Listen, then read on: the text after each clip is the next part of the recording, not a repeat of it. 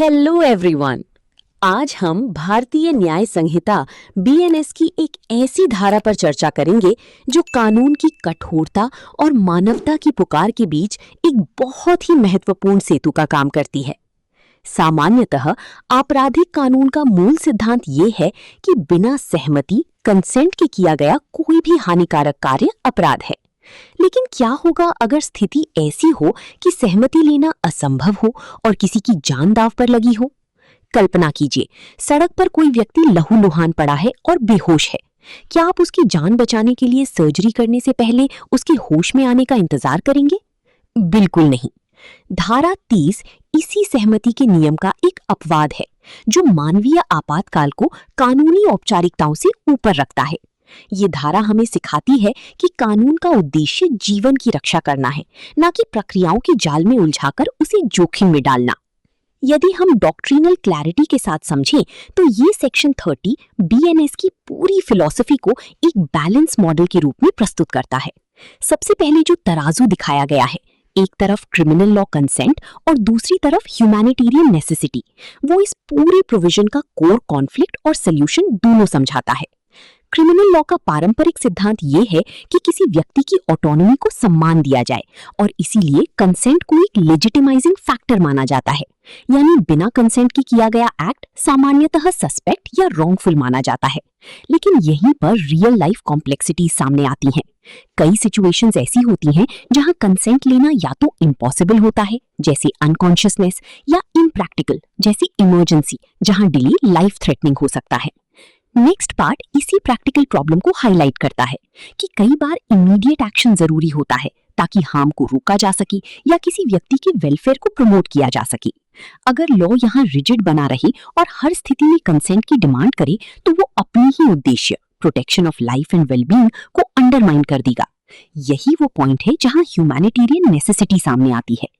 अब सेक्शन 30 इसी गैप को फिल करता है। ये केयरफुली क्राफ्टेड डिफेंस क्रिएट करता है जो उन एक्ट्स को लीगल जस्टिफिकेशन देता है जो गुड फेथ में और किसी व्यक्ति के बेनिफिट के लिए बिना कंसेंट के किए गए हों। लेकिन ये डिफेंस अनकंडीशनल नहीं है, इसके पीछे पूरी एक लेयर्ड रीजनिंग है। गुड फेथ, बेनिफिट, नेसेसिटी और absence of intention to cause death, जो इसी मिसयूज से बचाते हैं। इस सेक्शन का डीपर जूरिस्प्रूडेंशियल इंसाइट ये है कि लॉ को केवल एब्स्ट्रैक्ट रूल्स के रूप में नहीं बल्कि प्रैक्टिकल और ह्यूमेन सिस्टम के रूप में देखा जाना चाहिए। सेक्शन 30 ये दिखाता है कि लॉ इंडिविजुअल ऑटोनॉमी को रिस्पेक्ट करता है लेकिन उसे एब्सोल्यूट नहीं मानता। जब परिस्थितियां डिमांड करती हैं तब लॉ लिमिटेड इंटरफियरेंस अलाउ करता है ताकि ग्रेटर गुड अचीव किया जा सके। इस सेक्शन को अगर हम डॉक्ट्रिनल डेप्थ के साथ पढ़ें तो ये सेक्शन 30 बीएनएस की पूरी फिलोसॉफिकल फाउंडेशन को एक्सप्लेन करता है। यहाँ जो कर्व्ड रोड दिखाई गई है वो एक बहुत महत्वपूर्ण संकेत देती है जो बताता है कि लॉ हमेशा सीधा, रिजिड और मैकेनिकल नहीं होता। वो सिचुएशंस के अनुसार इवॉल्व और अडेप्ट किया जाता है। सेक्शन 30 की जो जड़ें हैं वो डॉक्ट्रिन ऑफ नेसेसिटी में है। इसका मतलब ये है कि लॉ केवल इस आधार पर किसी एक्ट को पनिश नहीं करेगा कि प्रोसीजरल रिक्वायरमेंट जैसे कि कंसेंट पूरी नहीं हुई, अगर वो एक्ट वास्तव में सोशली बेनिफिशियल के लिए था। ये क्रिमिनल जूरिस्प्रूडेंस का एक रिफाइंड प्रिंसिपल है जहां लॉ मोरालिटी और प्रैक्टिकलिटी दोनों को साथ लेकर चलता है। अब ये सेक्शन एक क्रिटिकल इंसाइट देता है कि अगर हम कंसेंट को रिजिड तरीके से हर सिचुएशन में लागू करें तो कभी-कभी लॉ का असली उद्देश्य ही फेल हो सकता है। लेकिन लॉ का अल्टीमेट गोल क्या है? वो है लाइफ और वेलबींग की प्रोटेक्शन करना। अगर किसी इमरजेंसी में हम कंसेंट के इंतजार में एक्शन डिले कर दें तो हम टेक्निकली सही होते हुए भी सब्सटैंटिवली गलत हो सकते हैं। यही वो टेंशन है जिसे सेक्शन 30 एड्रेस करता है। सेक्शन 30 इस टेंशन का सोल्यूशन देता है जो कि लॉ की फ्लेक्सिबिलिटी को इंट्रोड्यूस करता है। लेकिन ये फ्लेक्सिबिलिटी अनकंट्रोल्ड नहीं है। ये केवल उन केसेस में लागू होती है जहां एक्ट बोनाफाइड इंटेंशन के साथ प्रेसिंग सर्कमस्टेंसेस में इंटरवीन करता है। यानी लॉ ये कहता है कि अगर आपका इंटेंशन जेन्युइन है, एक्ट नेसेसरी है और परिस्थितियां कंपेलिंग है तो आपको प्रोटेक्शन मिलेगी, इवन इफ कंसेंट एब्सेंट है। इस पूरी सेक्शन का डीपर जूरिस्प्रूडेंस ये है कि लॉ को केवल रूल्स की रिजिड सिस्टम के रूप में नहीं देखना चाहिए बल्कि एक डायनामिक और ह्यूमन फ्रेमवर्क के रूप में समझना चाहिए। सेक्शन 30 इसी अप्रोच का उदाहरण है, जहां लॉ ये स्वीकार करता है कि रियल लाइफ सिचुएशंस में परफेक्शन संभव नहीं होती, इसलिए वो रीजनेबलनेस और नेसेसिटी के आधार पर एक्सेप्शंस अलाउ करता है। लॉ कॉलेज स्टूडेंट्स के लिए यहाँ सबसे महत्वपूर्ण सीख ये है कि लीगल एनालिसिस हमेशा ब्लैक एंड व्हाइट नहीं होता। आपको ये समझना होगा कि लॉ का एप्लीकेशन कॉन्टेक्स्ट ड्रिवन है।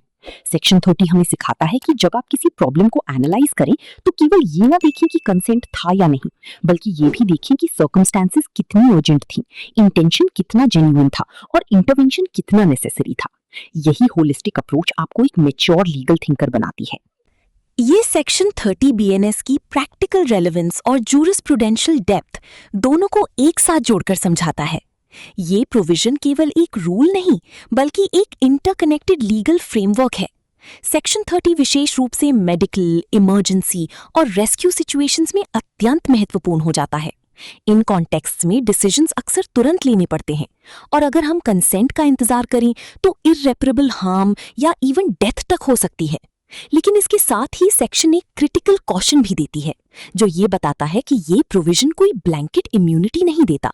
इसका लाभ तभी मिलेगा जब एक्ट स्ट्रिक्ट सेंस में गुड फेथ में और नेसेसिटी के प्रिंसिपल्स को सैटिस्फाई करने के लिए किया गया हो।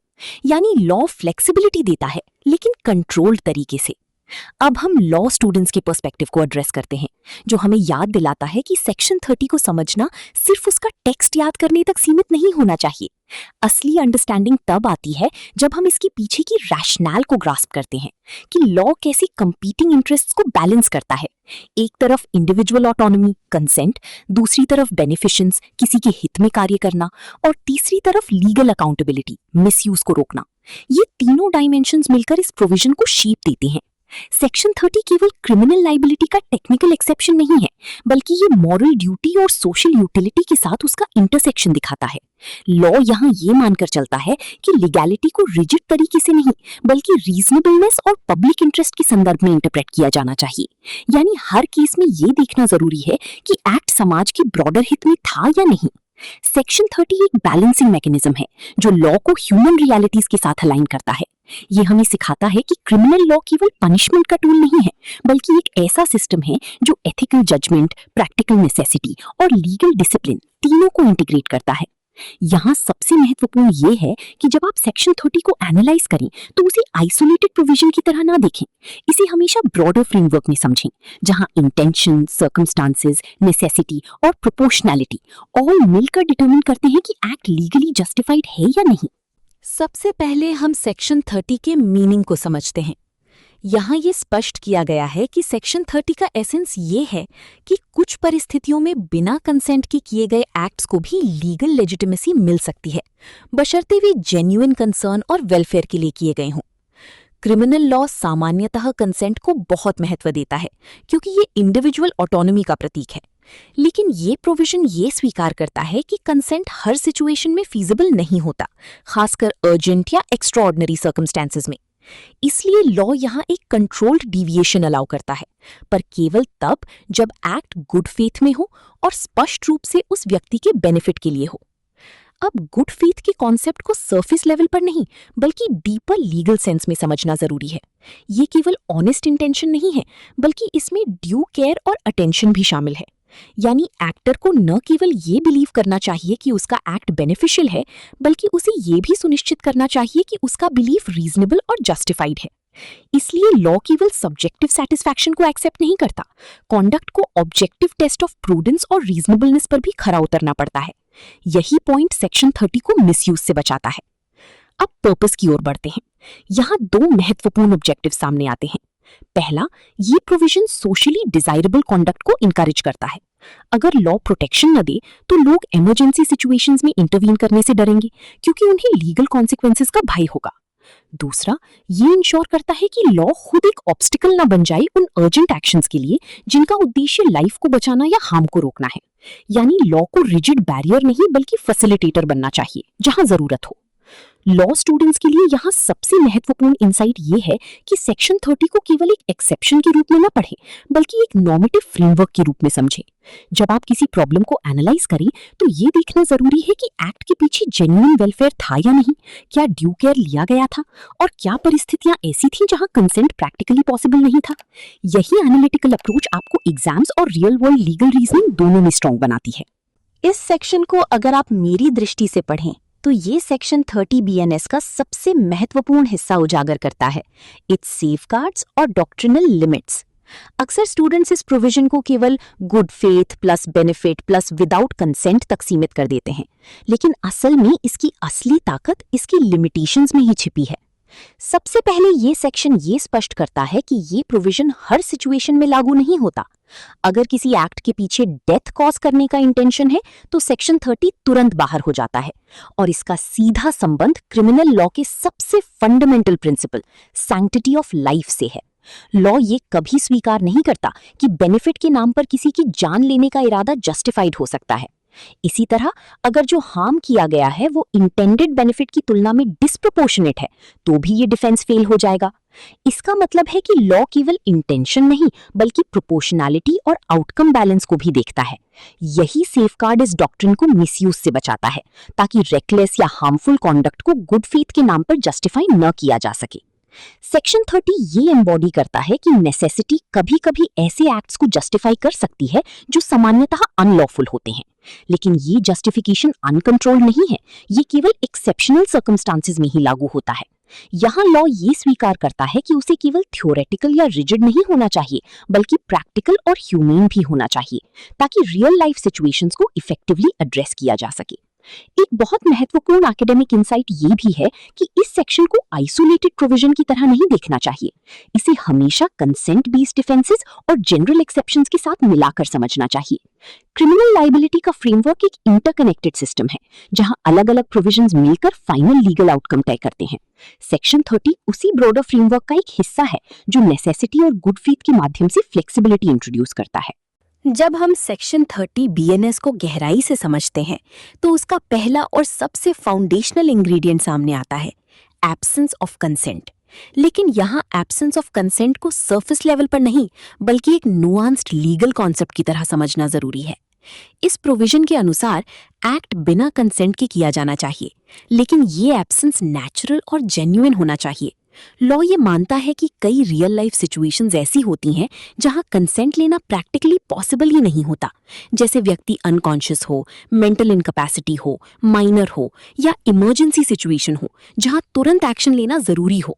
अगर ऐसे केसेस में हम रिजिड होकर कंसेंट इंसिस्ट करें तो टाइमली इंटरवेंशन का पूरा पर्पस ही डिफीट हो जाएगा। इसीलिए लॉ यहाँ फ्लेक्सिबिलिटी दिखाता है, लेकिन ये फ्लेक्सिबिलिटी अनलिमिटेड नहीं है। बहुत इंपॉर्टेंट लिमिटेशन ये है कि कंसेंट की एब्सेंस आर्टिफिशियली क्रिएट नहीं की जा सकती।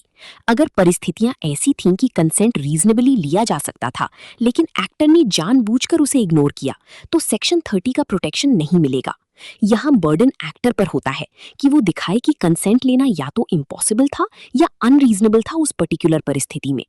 इस कॉन्सेप्ट के पीछे एक डीपर जूरिस्प्रूडेंशियल टेंशन भी है, individual autonomy versus societal responsibility. Law autonomy को एक कोर वैल्यू मानता है लेकिन उसे एब्सोल्यूट नहीं मानता।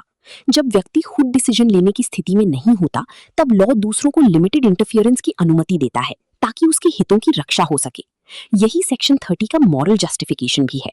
एक और क्रिटिकल एस्पेक्ट है, इस एब्सेंस ऑफ कंसेंट का इवैल्यूएशन सब्जेक्टिव नहीं बल्कि ऑब्जेक्टिव स्टैंडर्ड पर होता है।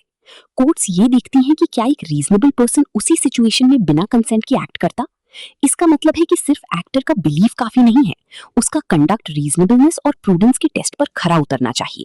इस तरह ये इंग्रेडिएंट इंश्योर करता है कि सेक्शन 30 का मिसयूज ना हो और ये केवल उन्हीं सिचुएशंस में लागू हो जहां कंसेंट वास्तव में अनअवेलेबल है। अंततः ये प्रोविजन एक डेलिकेट बैलेंस मेंटेन करता है, पर्सनल लिबर्टी को रिस्पेक्ट करते हुए प्रोटेक्टिव इंटरवेंशन की भी अनुमति देता है ताकि लॉ प्रैक्टिकल और ह्यूमन बना रहे। जब हम सेक्शन 30 बीएनएस के दूसरे essential ingredient act done in good faith को समझते हैं तो ये साफ हो जाता है कि ये पूरी प्रोविजन का कॉर्नरस्टोन है। केवल कंसेंट का एब्सेंस काफी नहीं है, एक्ट का गुड फेथ में होना अनिवार्य है और यही एलिमेंट इस डिफेंस को मिसयूज से बचाता है। सबसे पहले, गुड फेथ का मतलब केवल बुरी नीयत का अभाव नहीं है। लॉ इसे एक पॉजिटिव ऑब्लिगेशन की तरह देखता है, जिसमें व्यक्ति को ऑनेस्टी, ड्यू केयर और प्रॉपर अटेंशन के साथ एक्ट करना होता है। यानी केवल ये कहना कि मैंने अच्छा सोचा था पर्याप्त नहीं है। ये भी दिखाना होगा कि आपने परिस्थितियों के अनुसार प्रूडेंटली और रिस्पॉन्सिबली एक्ट किया। अब इसका स्टैंडर्ड 2 स्तरों पर काम करता है, सब्जेक्टिव और ऑब्जेक्टिव। सब्जेक्टिवली, एक्टर को जेन्युइनली बिलीव करना चाहिए कि उसका एक्ट उस व्यक्ति के बेनिफिट के लिए आवश्यक है, लेकिन ये बिलीफ अकेले पर्याप्त नहीं है। ऑब्जेक्टिवली, कोर्ट्स ये देखेंगी कि क्या ये बिलीफ रीजनेबल था और सर्कमस्टांसेस द्वारा सपोर्टेड था। यहाँ जुडिशरी अक्सर ये एग्जामिन करती है कि क्या एक्टर ने ड्यू डिलिजेंस किया और क्या उसके पास कोई लेस हार्मफुल ऑल्टरनेटिव अवेलेबल था जिसे वो चुन सकता था। इसके साथ ही एक बहुत महत्वपूर्ण लिमिटेशन ये है कि नेग्लिजेंस या रेकलेसनेस गुड फेथ को निगेट कर देते हैं।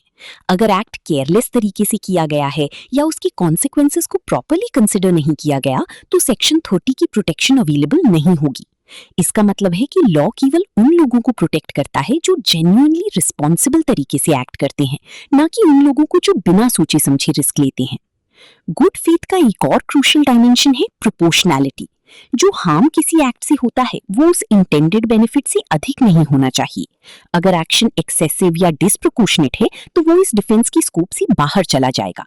इसी कारण से गुड फेथ का रिक्वायरमेंट सेक्शन 30 को एक ब्रॉड और वीक एक्सेप्शन बनने से रोकता है और इसे केयरफुली रेगुलेटेड डिफेंस में बदल देता है, जो रीजनेबलनेस और अकाउंटेबिलिटी पर आधारित है। इसलिए लॉ स्टूडेंट्स के लिए ये समझना जरूरी है कि गुड फेथ केवल एक मॉरल आइडिया नहीं है, बल्कि एक लीगल स्टैंडर्ड है जिसे कोर्ट्स कठोरता से टेस्ट करती हैं। ये कॉन्सेप्ट इंश्योर करता है कि सेक्शन 30 केवल जेन्युइन, नेसेसरी और रिस्पॉन्सिबल इंटरवेंशंस को ही प्रोटेक्शन दे और साथ ही लीगल सिस्टम में डिसिप्लिन और फेयरनेस भी बनाए रखे। जब हम सेक्शन 30 BNS के तीसरे essential ingredient act done for the benefit of the person को समझते हैं, तो ये स्पष्ट हो जाता है कि केवल गुड फेथ पर्याप्त नहीं है। एक्ट का ऑब्जेक्टिव भी जेन्युइनली बेनिफिशियल होना चाहिए। यानी कानून केवल नियत नहीं, बल्कि उस नियत के डायरेक्शन और पर्पस को भी परखता है। सबसे पहले ये जरूरी है कि एक्ट उस व्यक्ति के बेनिफिट के लिए इंटेंडेड हो जिसके लिए वो किया जा रहा है। ये बेनिफिट कई रूपों में हो सकता है, फिजिकल, मेडिकल या सिचुएशनल, जैसे किसी व्यक्ति को खतरे से बचाना।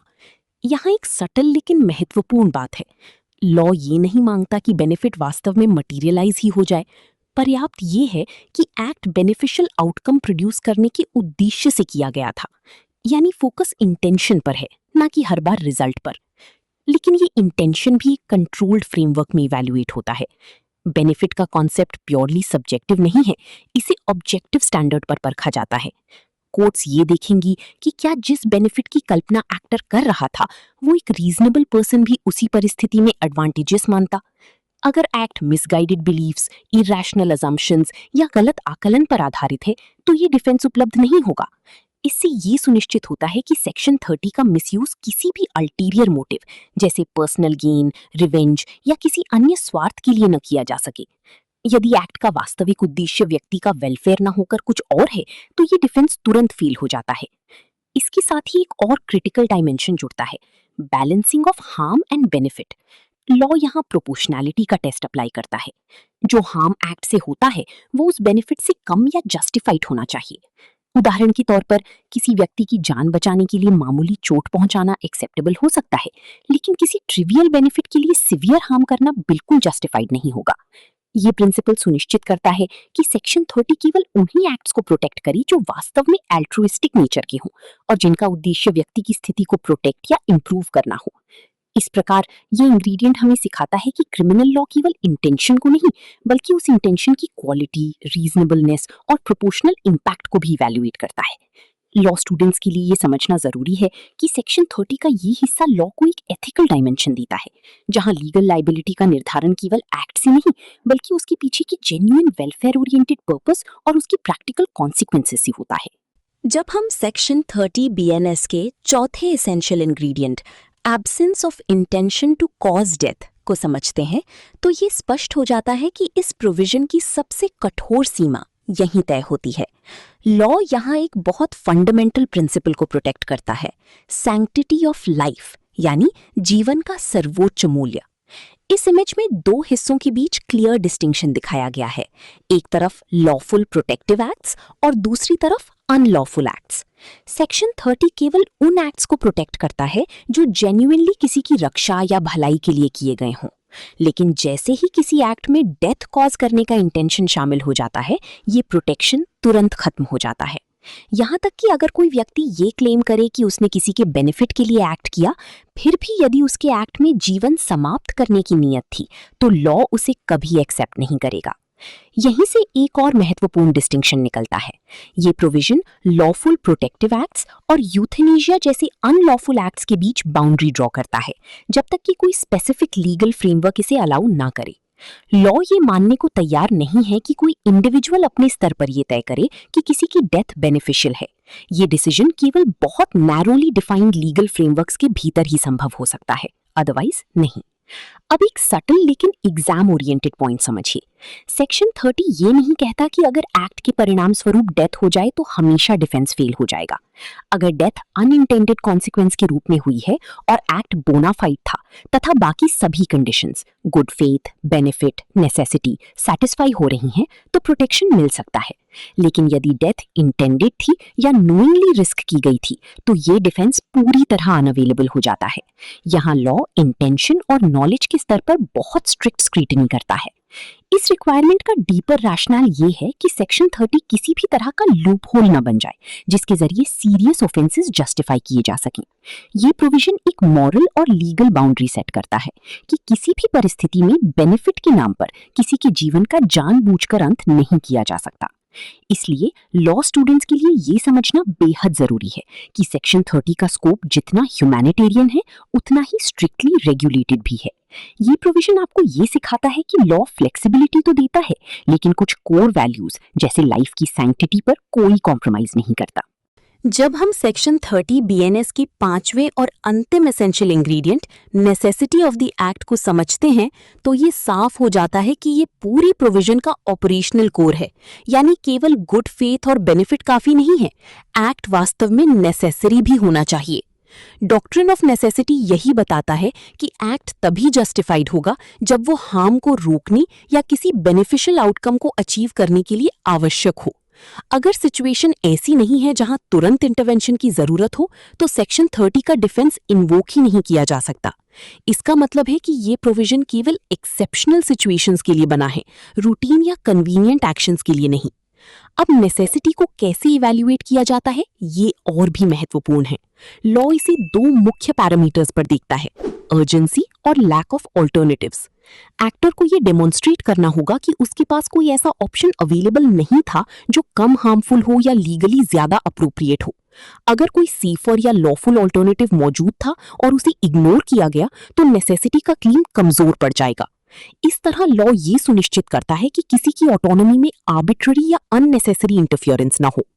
एक और क्रूशियल एस्पेक्ट है, कोर्ट्स नेसेसिटी को हाइंडसाइट से नहीं बल्कि उस समय की परिस्थितियों के आधार पर इवैल्यूएट करती हैं। यानी ये नहीं देखा जाएगा कि बाद में क्या बेहतर किया जा सकता था, बल्कि ये देखा जाएगा कि उस पर्टिकुलर मोमेंट में एक रीजनेबल पर्सन क्या वही एक्ट नेसेसरी मानता। ये रीजनेबल पर्सन टेस्ट सेक्शन 30 को एक ऑब्जेक्टिव स्टैंडर्ड देता है और सब्जेक्टिव जस्टिफिकेशन को सीमित करता है। अंततः ये इंग्रेडिएंट एक बैलेंस क्रिएट करता है। एक तरफ ये एक्सेप्शनल केसेस में इंटरवेंशन को अलाउ करता है, लेकिन दूसरी तरफ ये भी इंश्योर करता है कि general rule of consent dilute ना हो। इसलिए लॉ स्टूडेंट्स के लिए ये समझना बेहद जरूरी है कि नेसेसिटी केवल कन्वीनियंस नहीं बल्कि कंपेलिंग सर्कमस्टांसेस का परिणाम होना चाहिए। सेक्शन 30 तभी लागू होगा जब सिचुएशन इतनी प्रेसिंग हो कि बिना उस एक्ट की हार्म को टालना संभव न हो। जब हम सेक्शन 30 बीएनएस की डॉक्ट्रिनल अंडरस्टैंडिंग को मजबूत करना चाहते हैं, तो आर.वी. बोन 1939 एक अत्यंत महत्वपूर्ण लैंडमार्क केस के रूप में सामने आता है। ये केस केवल एक फैक्चुअल डिस्प्यूट नहीं था, बल्कि इसने क्रिमिनल लॉ में गुड फेथ, नेसेसिटी और बेनिफिट ऑफ द पर्सन जैसे प्रिंसिपल्स की व्याख्या को गहराई से प्रभावित किया। इस केस की बैकग्राउंड को समझी तो डॉक्टर बोन एक मेडिकल प्रैक्टिशनर थे जिन्होंने एक कम उम्र की लड़की जो सेक्सुअल असॉल्ट का शिकार हुई थी पर अबॉर्शन किया। उस समय के स्टैट्यूटरी फ्रेमवर्क के अनुसार अबॉर्शन सामान्यतः इलीगल था, इसलिए प्राइमा फेशी ये एक्ट क्रिमिनल दिखाई देता था। यहीं से लॉ और मोरालिटी के बीच का टेंशन शुरू होता है। अब फैक्ट्स पर ध्यान दें तो डॉक्टर बोन ने ये प्रोसीजर इसलिए किया क्योंकि उन्हें जेन्युइनली ये विश्वास था कि अगर प्रेगनेंसी कंटिन्यू रही तो उस लड़की की फिजिकल और मेंटल हेल्थ पर गंभीर प्रभाव पड़ेगा। महत्वपूर्ण बात यह है कि उन्होंने ये एक्ट बिना किसी कन्वेंशनल लीगल जस्टिफिकेशन के किया, लेकिन उनका मोटिव स्पष्ट रूप से पेशेंट के वेलफेयर से जुड़ा हुआ था। इस केस का सेंट्रल लीगल इशू यही था कि क्या एक ऐसा एक्ट जो टेक्निकली इलीगल है उसे गुड फेथ और नेसेसिटी के आधार पर जस्टिफाई किया जा सकता है। कोर्ट ने इस प्रश्न को केवल स्टैट्यूट के शब्दों तक सीमित नहीं रखा, बल्कि ब्रॉडर ह्यूमैनिटेरियन पर्सपेक्टिव से देखा। कोर्ट ने यह स्वीकार किया कि अगर कोई एक्ट किसी व्यक्ति की लाइफ या हेल्थ को प्रिजर्व करने के लिए किया गया है और वो गुड फेथ में है, तो वो नेसेसिटी के डॉक्ट्रिन के अंडर आ सकता है, even if it technically contravenes statutory provisions. Defence ने यही आर्ग्यू किया कि डॉक्टर बोन का एक्ट एक आवश्यक इंटरवेंशन था जो सीरियस हार्म को प्रिवेंट करने के लिए किया गया था, और ये ड्यू केयर तथा मेडिकल एक्सपर्टीज के साथ किया गया था। कोर्ट ने इस रीजनिंग को स्वीकार किया और डॉक्टर बोन को अक्विट कर दिया। जजमेंट का एसेंस यही था कि एक्ट को उसकी कॉन्टेक्स्ट, इंटेंशन और उद्देश्य के आधार पर इवैल्यूएट किया जाना चाहिए, न कि केवल उसकी फॉर्मल इलीगैलिटी के आधार पर। ये डिसीजन जूरिस्प्रूडेंशियल लेवल पर बहुत महत्वपूर्ण है, क्योंकि इसने ये एस्टैब्लिश किया कि लॉ को रिजिड तरीके से नहीं बल्कि प्रैक्टिकल और ह्यूमन दृष्टिकोण से इंटरप्रेट किया जाना चाहिए। यही रीजनिंग आगे चलकर सेक्शन 30 बीएनएस जैसे प्रोविजंस की फाउंडेशन बनती है, जहां गुड फेथ, नेसेसिटी और बेनिफिट मिलकर एक लीगल डिफेंस क्रिएट करते हैं। जब हम सेक्शन 30 बीएनएस को प्रैक्टिकली समझना चाहते हैं तो ये इमरजेंसी मेडिकल इंटरवेंशन वाला उदाहरण बेहद इंस्ट्रक्टिव बन जाता है, क्योंकि इसमें थियोरी और real life application perfectly connect होते हैं। इस सिनेरियो में एक व्यक्ति गंभीर एक्सीडेंट के बाद अनकॉन्शियस अवस्था में हॉस्पिटल लाया जाता है। यहाँ सबसे पहला लीगल प्रश्न यही उठता है कि कंसेंट कहाँ है। नॉर्मली बिना कंसेंट के किसी पर सर्जिकल प्रोसीजर करना असॉल्ट या ऑफेंस की कैटेगरी में आ सकता है, लेकिन इस केस में पेशेंट अनकॉन्शियस है, यानी वो कंसेंट देने में इनकेपेबल है। लॉ ये रिकॉग्नाइज करता है कि ऐसी स्थिति में कंसेंट इंसिस्ट करना इम्प्रैक्टिकल ही नहीं बल्कि डेंजरस भी हो सकता है। अब डॉक्टर्स तुरंत सर्जरी करते हैं बिना कंसेंट के। ये एक्ट अपने आप पे हार्म भी इन्वॉल्व करता है, जैसे इंसिजन वुंड्स और पॉसिबल कॉम्प्लिकेशंस, लेकिन यहाँ लॉ हार्म को आइसोलेशन में नहीं देखता बल्कि ओवरऑल कॉन्टेक्स्ट और उद्देश्य के साथ इवैल्यूएट करता है। डॉक्टर्स का प्राइमरी ऑब्जेक्टिव पेशेंट की लाइफ बचाना है, और यही इस पूरे एनालिसिस का केंद्र बन जाता है। जब हम इसे सेक्शन 30 के फ्रेमवर्क में अप्लाई करते हैं तो सभी इंग्रेडिएंट्स लॉजिकली सैटिस्फाई होते दिखाई देते हैं। कंसेंट का एब्सेंस जेन्युइन है क्योंकि पेशेंट अनकॉन्शियस है। डॉक्टर्स का एक्ट क्लियरली गुड फेथ में है क्योंकि उन्होंने अपनी प्रोफेशनल एक्सपर्टीज और एक्सेप्टेड मेडिकल स्टैंडर्ड्स के अनुसार काम किया है। एक्ट का पर्पस भी स्पष्ट है, पेशेंट के बेनिफिट के लिए, यानी उसकी लाइफ प्रिजर्व करना। यहाँ इंटेंशन डेथ कॉज करने का नहीं बल्कि उसे प्रिवेंट करने का है, जो इस प्रोविजन की एक स्ट्रिक्ट रिक्वायरमेंट है। सबसे क्रिटिकल एलिमेंट यहाँ नेसेसिटी है। अगर डॉक्टर्स ट्रीटमेंट डिले करते सिर्फ इसलिए कि कंसेंट ऑब्टेन करना है तो पेशेंट की मृत्यु लगभग निश्चित हो सकती थी। इसलिए ये एक्ट केवल बेनिफिशियल ही नहीं बल्कि कंपेलिंगली नेसेसरी भी है। यही पॉइंट सेक्शन 30 को एक्टिवेट करता है, जहां लॉ ये कहता है कि एक्सेप्शनल सर्कमस्टांसेस में इमीडिएट इंटरवेंशन जस्टिफाइड है। कंक्लूजन में भले ही सर्जरी अपने आप में फिजिकल हार्म इन्वॉल्व करती है, फिर भी इसे लीगली जस्टिफाइड माना जाएगा क्योंकि ये हार्म एक ग्रेटर हार्म, डेथ को प्रिवेंट करने के लिए किया गया है। यही सेक्शन 30 का प्रैक्टिकल एसेंस है। लॉ रिजिड नहीं है, ये रियल लाइफ इमरजेंसीज को समझते हुए ऐसे एक्ट्स को प्रोटेक्शन देता है जो टेक्निकली हार्मफुल है लेकिन ओवरऑल ह्यूमैनिटेरियन पर्पस को सर्व करते हैं। इस रेस्क्यू फ्रॉम इमिनेंट डेंजर वाले उदाहरण को अगर हम एक लॉ क्लासरूम की तरह डाइसेक्ट करें तो ये सेक्शन 30 बीएनएस की एप्लीकेबिलिटी को मेडिकल कॉन्टेक्स्ट से बाहर निकालकर जनरल इमरजेंसी सिचुएशंस तक विस्तार कर देता है। इस सिनेरियो में एक व्यक्ति बर्निंग बिल्डिंग के अंदर फंसा है और अनकॉन्शियस है। यहाँ सबसे पहला लीगल ट्रिगर है एब्सेंस ऑफ कंसेंट। व्यक्ति कॉन्शियस ही नहीं है, इसलिए कंसेंट लेना संभव नहीं है। रेस्क्यूअर खिड़की तोड़ता है और उसे बाहर खींचता है, जिससे कुछ माइनर इंजरीज होती हैं।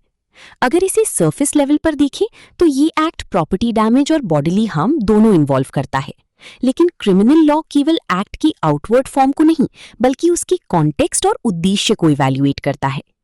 अब सेक्शन 30 के फ्रेमवर्क में इसे रखें। रेस्क्यूअर का एक्ट क्लियरली गुड फेथ में है। उसका उद्देश्य किसी को नुकसान पहुंचाना नहीं, बल्कि उसकी जान बचाना है। यहाँ इंटेंशन पूरी तरह लाइफ सेविंग है, जो इस प्रोविजन का कोर रिक्वायरमेंट है। साथ ही एक्ट का बेनिफिट भी स्पष्ट है। ये डेथ या सीरियस इंजरी को प्रिवेंट करता है। इसलिए हार्म, कट्स, ब्रूजेस और बेनिफिट, लाइफ सेव्ड के बीच एक क्लियर प्रोपोर्शनल बैलेंस मौजूद है। सबसे डिसाइसिव फैक्टर यहाँ फिर से नेसेसिटी बनता है।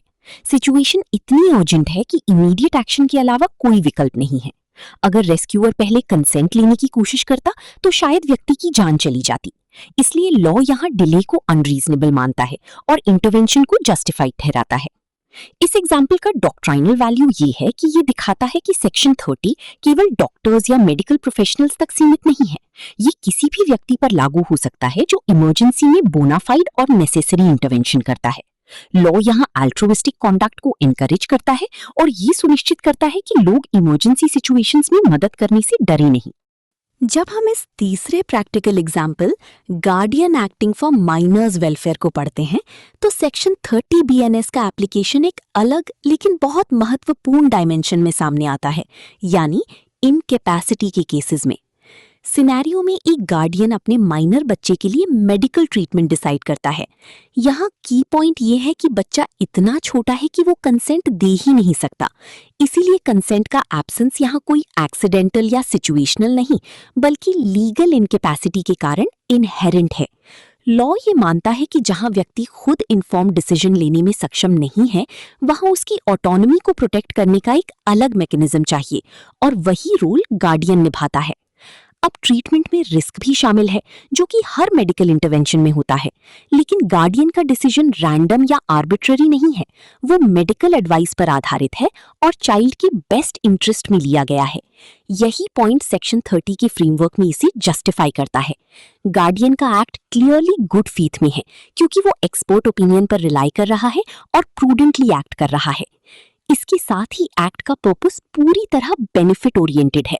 चाइल्ड की सीरियस इलनेस को क्योर करना और उसकी कंडीशन को इम्प्रूव करना। यहाँ कोई भी इंटेंशन डेथ कॉज करने का नहीं है, बल्कि हार्म को प्रिवेंट करने और हेल्थ रिस्टोर करने का है। ये डिस्टिंक्शन बहुत महत्वपूर्ण है, क्योंकि सेक्शन 30 में इंटेंशन की प्योरिटी एक सेंट्रल रिक्वायरमेंट है। अब नेसेसिटी के एलिमेंट को देखें तो ट्रीटमेंट इसलिए किया जा रहा है क्योंकि उसे डिले करने से चाइल्ड की कंडीशन और खराब हो सकती है। यानी इंटरवेंशन केवल ऑप्शनल नहीं, बल्कि नेसेसरी है। इस तरह ये एग्जाम्पल दिखाता है कि नेसेसिटी केवल इमरजेंसीज तक सीमित नहीं है, बल्कि उन सिचुएशंस में भी लागू हो सकती है जहां टाइमली एक्शन चाइल्ड की वेलफेयर के लिए जरूरी है। कंक्लूजन के रूप में ये इलस्ट्रेशन ये रीइंफोर्स करता है कि सेक्शन 30 केवल एक्सीडेंटल या रेस्क्यू सिचुएशंस तक सीमित नहीं है, बल्कि उन केसेस में भी ऑपरेट करता है जहां व्यक्ति अपनी इनकैपेसिटी के कारण खुद डिसीजन नहीं ले सकता। लॉ यहाँ एक प्रोटेक्टिव फ्रेमवर्क प्रोवाइड करता है, जिससे गार्डियन जैसे एक्टर्स को ये अथॉरिटी मिलती है कि वे रिस्पॉन्सिबली और बोनाफाइड तरीके से इंटरवेंशन कर सकें।